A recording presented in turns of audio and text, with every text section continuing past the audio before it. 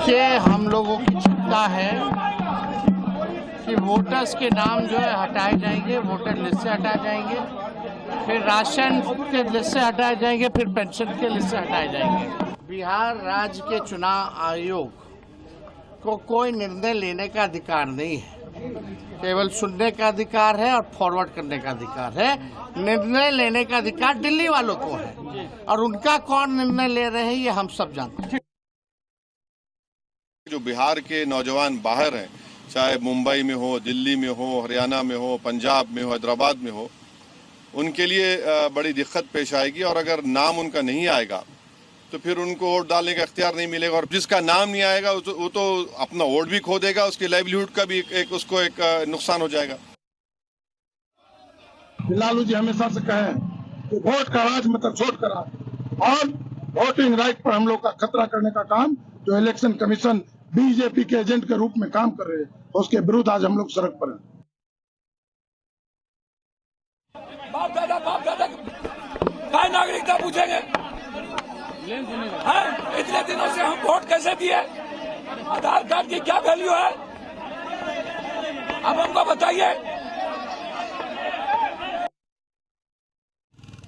छानबीन करें, जो उचित हैं वो छूटे नहीं, लेकिन रोहिंग्या और बांग्लादेशी एक भी ना ले पाए आवासीय प्रमाण पत्र। क्यों नहीं? इस पर ये विरोधी दल के लोग बोलते हैं क्योंकि वो वोट बैंक देखते हैं और इलेक्शन कमीशन उचित भारतीय नागरिक को ही मतदान के लिए खोज रहा है।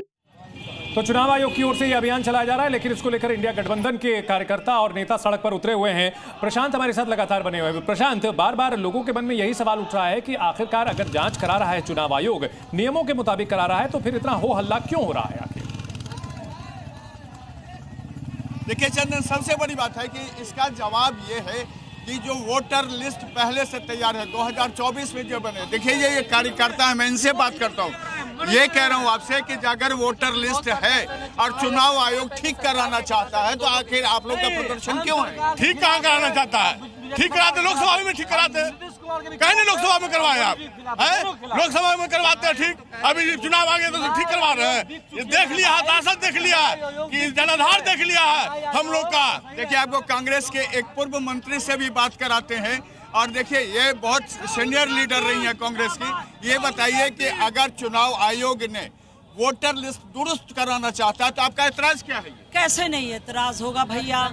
हमारे जितने गरीब गुरबा वोटर्स हैं उनके पास न तो पासपोर्ट है, ना तो उनके पास जमीन का कागजात है। लेकिन वो तो कह रहे हैं कि फॉर्म साइन करके दे दीजिए। फिर ये तो धोखा है।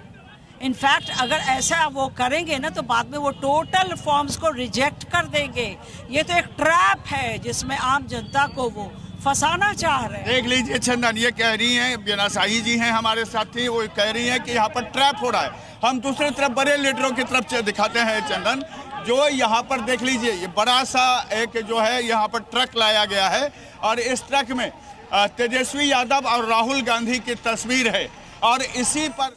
ठीक है, लौटेंगे प्रशांत आपके पास। इसी बीच बड़ी खबर आपको बता दें, 10 ट्रेड यूनियन ने आज भारत बंद बुलाया है।